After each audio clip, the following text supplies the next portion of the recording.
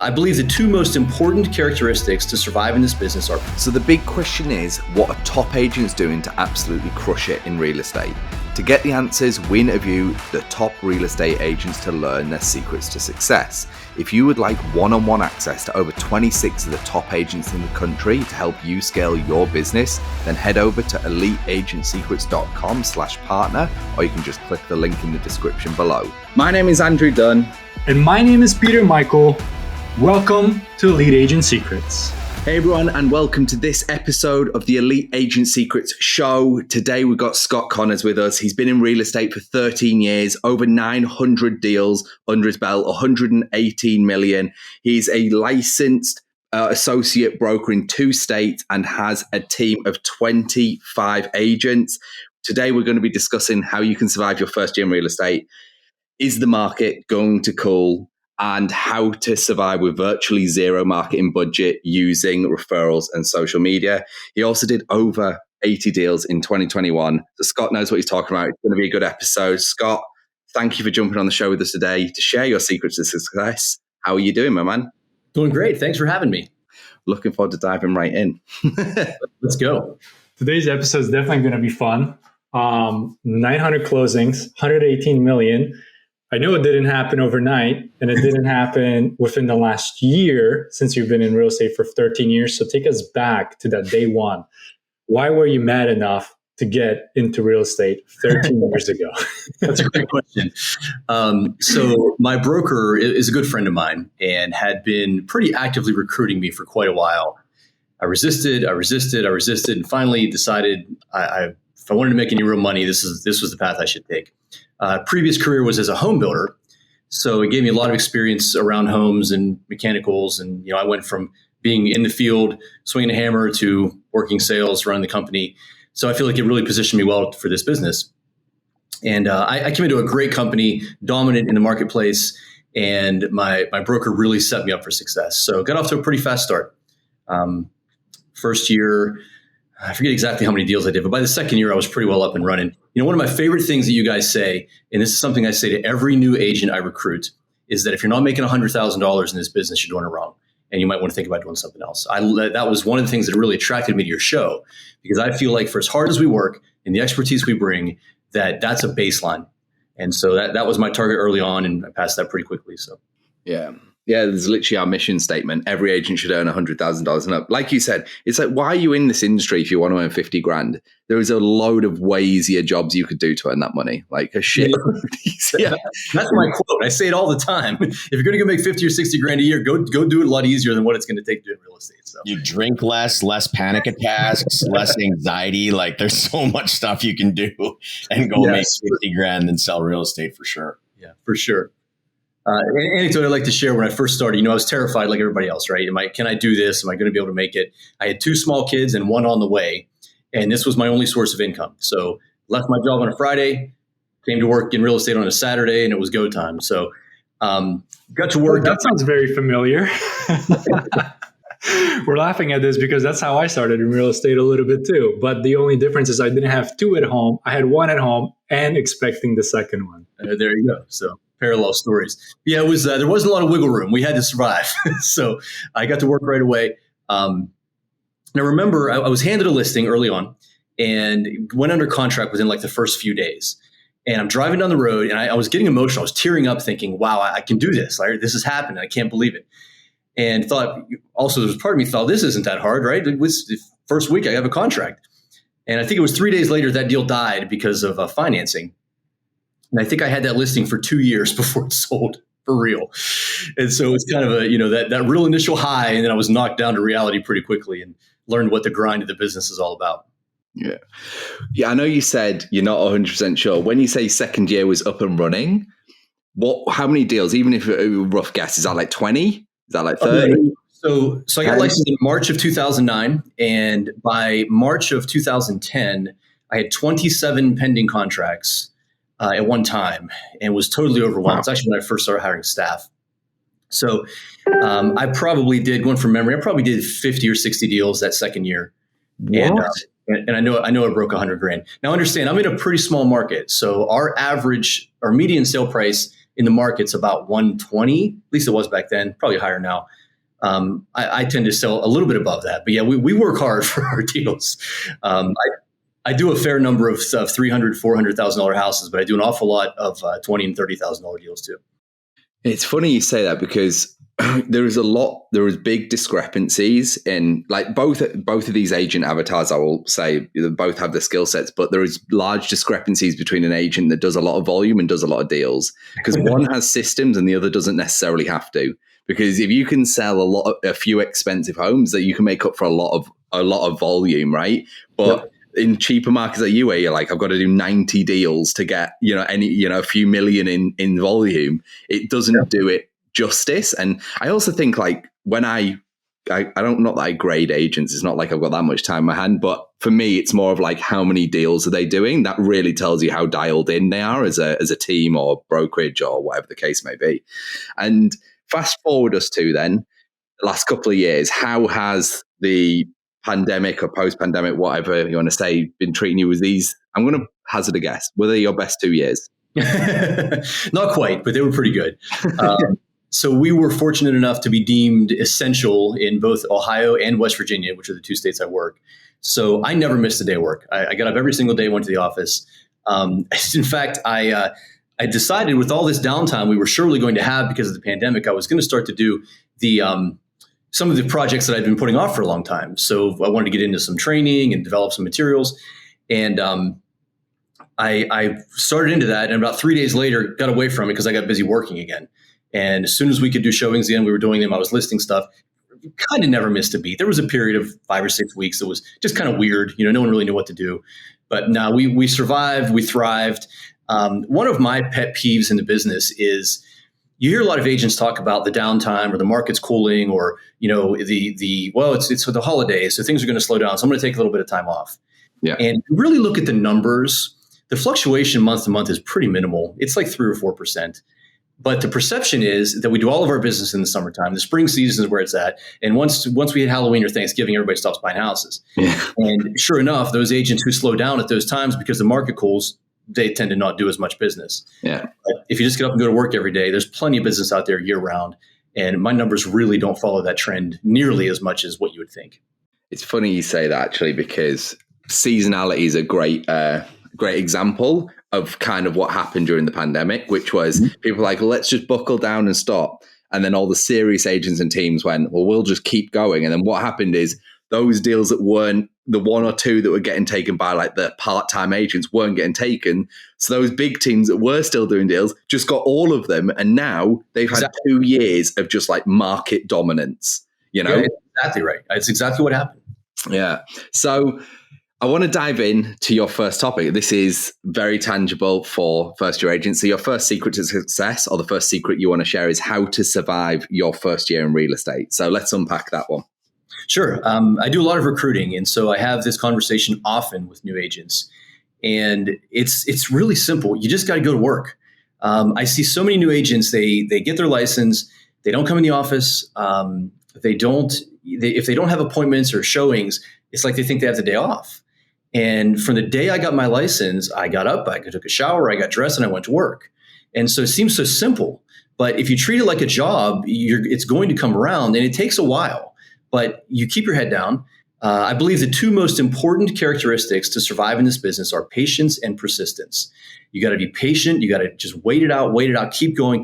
And then the persistence is the same thing. The spiel I typically give is, if you sell a property the day you get your license, which you won't do, you're going to get a paycheck 6 weeks from now. And you will have spent it 3 or 4 times by then, because your gas money and your cell phone bill and all the things that we do. And at the 6-month mark, that's when I find that most new agents are ready to hang it up. And I tell them, look, you got to push through this. You got to have a long view. It's going to take you about a year to get your feet under you. And then it's going to start to click. And so that patience and that persistence are absolutely vital. It's vital to survive that first year. It's vital to survive in the business. And it's also vital just doing deals, right? You as you're out here working in trenches every day, you got to be patient. You're going to write contracts that don't get through. You're going to have listings that don't sell. You're going to have deals that run into snags. It's the job, right? The job is untangling all that stuff.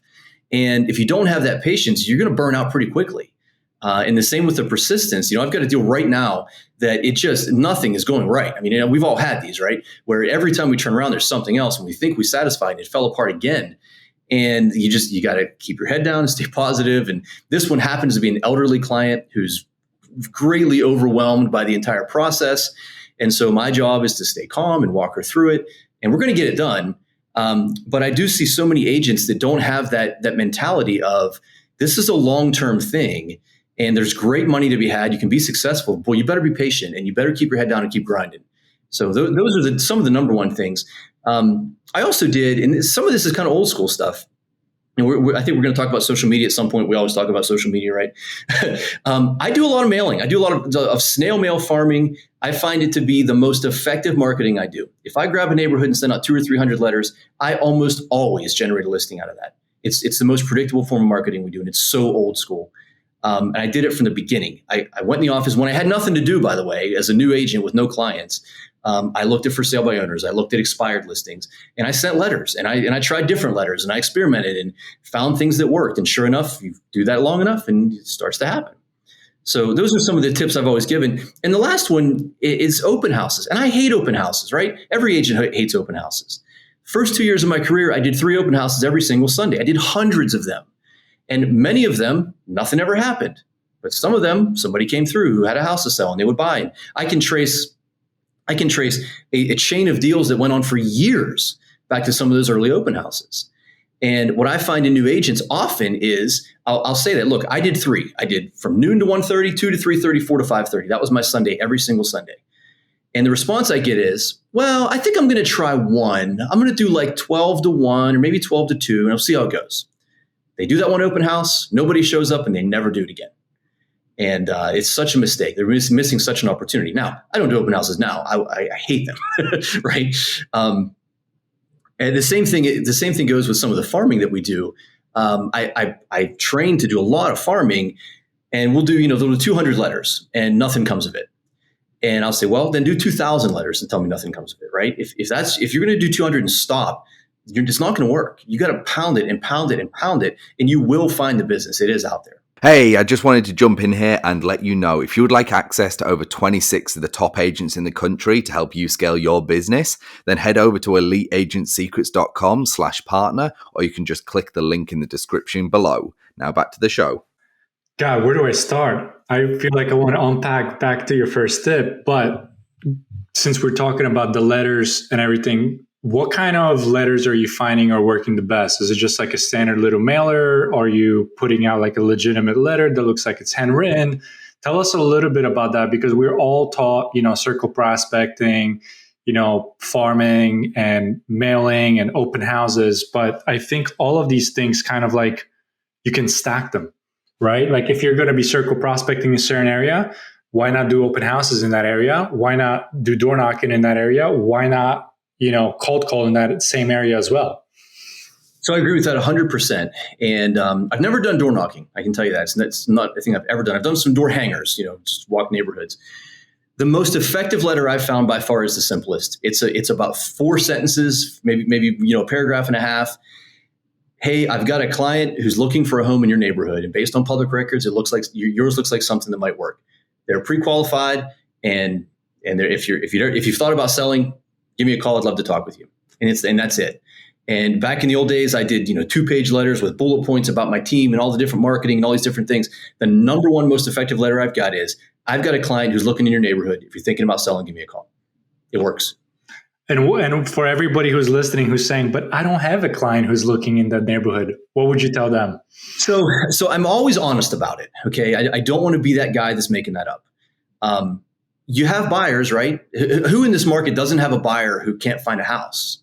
If that's the case, I'd like to talk to you, because we've all got buyers we can't find a house for. So pick one. Just pick a buyer. You can pick a good one who's really ready to go and send a letter. And you can stretch it a bit, right? And a buyer looking for 3 bedrooms in a certain neighborhood. You tell me you can't go find a couple hundred homes that on paper look like they fit. It's just not that hard. So I'm always honest about it. And I would suggest, if you don't truly have a buyer for a particular neighborhood, don't send a letter. But you've got buyers, figure out where they want to be. By the way, the other thing this does, I always tell my buyers I'm doing it. And it really speaks to them that I'm working hard for them as their agent. It's a powerful tool. Wow.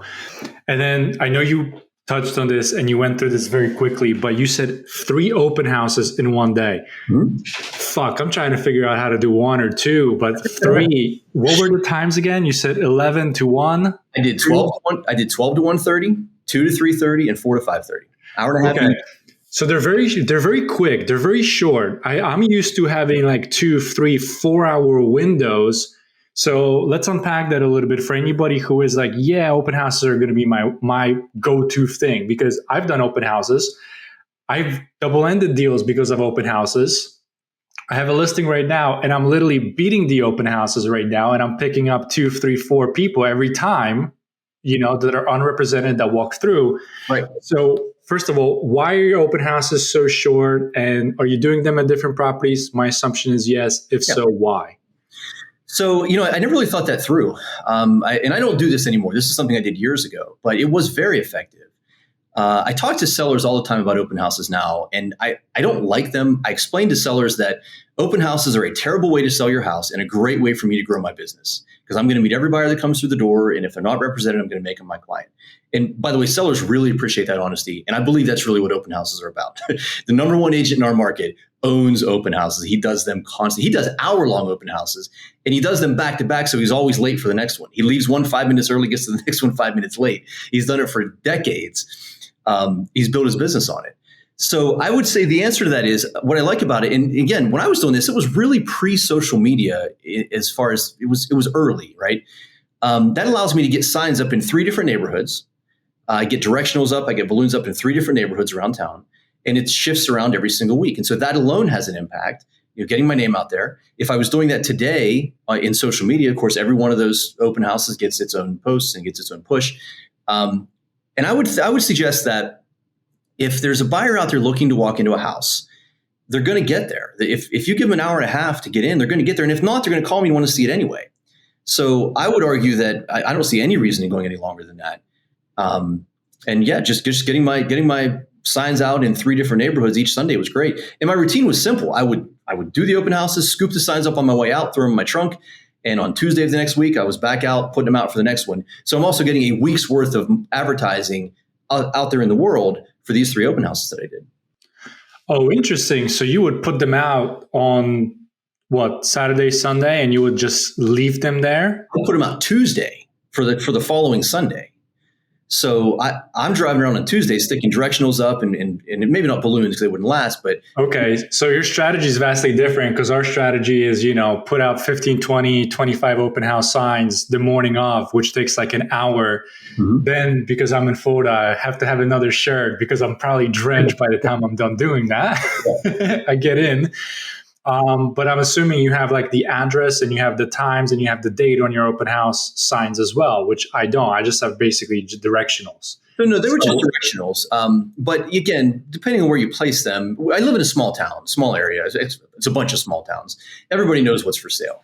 So if I put a directional at a certain intersection, and if not, what are they going to do? They're going to drive back and see what's for sale. They're going to see my sign.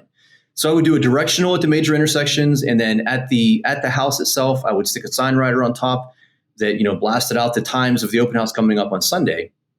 And then on Sunday, by the way, I would occasionally go out and do balloons or streamers or something to jazz it up a little bit. It just became part of my weekly routine. And because they never left my car, I never changed the times, I was able to recycle those signs every single week.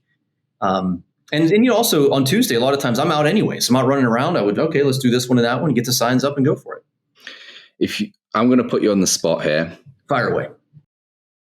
For the new agents that are listening, if you were to say this is the one strategy that I would stick to for going and get your first deals and surviving the first year and getting something under your belt, what would you kind of put your hat on and go, that's the one that I would tell new agents to go for and go all in on? I think I would do the open house strategy and I would leverage it on social media as hard as I could. When I did my first week, I left my job on Friday. On Saturday, I was picking up signs at the office to do my first open houses the following day on Sunday. I didn't have any listings, but there are agents all over the office who will let you have their houses open. It makes their sellers happy. Why wouldn't they, right? So I did other agents' houses for weeks until I started to get my own inventory. And then when I got those first listings, that one I told you about that went under contract and fell through, I probably should have put a cot in that place. I practically lived there. I probably had that thing open 50 times. But why not? It was a work day. I take my laptop, I'm working, and if someone shows up, I talk to them. It's funny because the first 5 deals wasn't even 1 or 2. It was the first 5 Peter got was from one open house. And we filled it using social media. With open houses, though, what's your strategy though, Scott? Like somebody comes in, because I have my own strategy, but how do you get them to work with you, right? Because a lot of agents that I talk to and that I train, they literally say like, oh, I don't even have a sign-in sheet. I just let people walk through and do nothing. Well, then, yeah, because a lot of people bitch, well, open houses don't fucking work. No, it's that you don't know how to work fucking open houses. So like, what was your strategy to get people to work with you? Because I think that's the big part for the disconnect is a lot of people say open houses don't work. They don't work. And I tell my clients the same thing. I'm here to make money. Your house, the odds of me selling your house is less than 1%. So I'm here and I'm honest and I'm transparent like you are. But how does somebody, like if they're getting volumes through, how did you go about like getting contact information, or what was your strategy to help them work with you? Because I think that's the meat and potatoes. What people don't understand is how do you do that? So for me, first of all, I think the real power today is the leverage you get on social media. As a brand new agent who no one knows you're in the business, you should be posting that thing. Go out on Tuesday or Wednesday and do a video walkthrough and talk about your open house coming up on Sunday. You should be hammering that thing out there all week long to promote yourself as, hey, here's this guy and he's really working hard out there.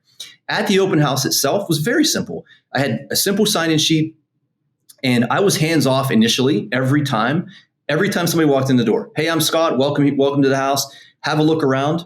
I'm here if you have any questions. I'm not going to follow you around and harass you. And I would back off, and I would really back off. And every single time they would come back around. And just simple questions. It was basic sales, right? So have you guys been looking for very long? Do you have any thoughts on this one? This isn't right. What are you looking for? And then, are you working with anyone? And we go into, let me help you out. And I remember that first Monday, I had a sheet of 6 names to call. I was in the business for 48 hours. I had 6 clients to call. And I just took it and ran with it from there. I think the number one thing that I changed my tune whenever I was doing them is everybody wants to give their fucking feedback and tell you what they think. Every single person loves. So I actually have in my sign-in sheet when people come in, I kind of ask them where they heard the open house from, because it kind of says where they're at, how many they're looking at today, how many houses they've looked at. So I really cut in to try to see like, hey, are they working with a realtor right out of the gates? Because if you have 4 or 5 groups in there, you really got to hone in on the people that aren't working with real estate agents. But then when they come by, one of my favorite things, I say the same thing, like, hey guys, look around for my seller. My seller always wants to know feedback. So if you can think of 3 pros and 3 cons of what it is, and then I actually get them to sign up the sheet, and almost everybody signs the sheet because they want to give the pros and cons. So they write down at the top, like the 3 things they like, the 3 things they didn't like. Really, I'm just trying to start a conversation with these people and figure out what they're looking for. And it opens a dialogue. And as soon as I started asking on my sign-in sheets, 3 pros and 3 cons, my numbers skyrocketed because it really engages people to talk with you. That's a great idea. I love that. God, look at that. I like that idea too, Brad. Peter, get those on our sign-in sheet. It's funny that both of you that are top producing agents are saying this, because I never had a sign-in sheet. And if I did, nobody would sign it. And the moment I started putting in feedback request forms, I get that thing filled out every single time, every single person. Sometimes I can't read their contact info. Hopefully I can get the numbers right, but then it allows me to hone in. But I think I need to expand my feedback request form a little bit, because I just have like a scale 1 to 5, like curb appeal, interior, exterior. But I like the pros and cons, Brad, that you're talking about as well, because it just allows them to expand and tell you what the actual problem is. So you don't have to then think about it when you're speaking with your sellers. It's right there. You scan the form and send it to them. The other thing too is sometimes, to a certain extent, I play dumb on my own listings, because some people like asking questions and I know the answer, but I'm like, you want to know what? I'm not 100% sure. Let me get back. And then I say, let me take your name and number. Of course, I know the fucking answer. It's my listing, but that's not the point, right? I pretend because I get more information, and I haven't handed out a business card. So for new agents, take it for what it is. I never hand out a business card, and the number one reason why is because in my years when I used to hand them out, not one single person called me from handing out a business card. So now I don't carry them around because I'm in charge of asking them for their contact information. So that way I'm in control of contacting them. Because a lot of agents are like, I handed out 20 business cards today. Great. So you did nothing. Like if you got 20 people's contact information, that's something you can dive into and try to get business from. So Anyways, a little tip of advice for open houses too. I never hand out business cards. People always ask me like, oh, it's been so busy to an open house. You know, I ran out / you're the only person that's ever come, but it's just, you just make sure that I don't pass them out. I just want to be in control of contacting people so that way I can offer them service. Yeah. And I just want to drop the bomb for our audience. This is a paid podcast on how to win every fucking open house. The pay barrier to entry is $9.99. You'll find the link in the description below. What I want to do, that was insane. Thanks for listening to this episode. If you would like one-on-one access to over 26 of the top agents in the country to help you scale your business, then head over to eliteagentsecrets.com/partner, or you can just click the link in the description below.